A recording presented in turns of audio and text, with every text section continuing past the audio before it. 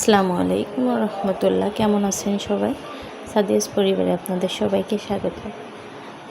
আজকে বৃহস্পতিবার সকালে অফিসে আসার সময় হেঁটে হেঁটে আসতেছিলাম, তো একটা দৃশ্য সামনে পড়লো। আসেন আপনাদের দেখাই।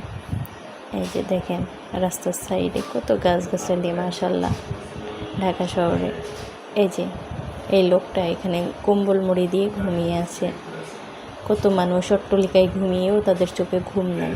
আর গাড়ির হর্ন, মানুষের যাতায়াতের শব্দ সব কিছু মিলিয়েও লোকটা কত সুন্দর ঘুমিয়ে আছে, মাশাআল্লাহ।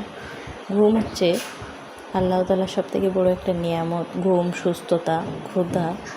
যাই হোক, হাঁটতে হাঁটতে আসতেছিলাম, অনেক ভালো লাগতেছিল সকালে। এই যে হাঁটতে হাঁটতে আসতেছি, সকালে হেঁটে আসতেও মন্দ লাগে না, অনেকটাই ভালো লাগে। কারণ কত মানুষ জীবিকার তাগিদে হাজার হাজার মানুষ ছুটছে। যাই হোক, ভালো থাকবেন, সুস্থ থাকবেন। আল্লাহ হাফেজ।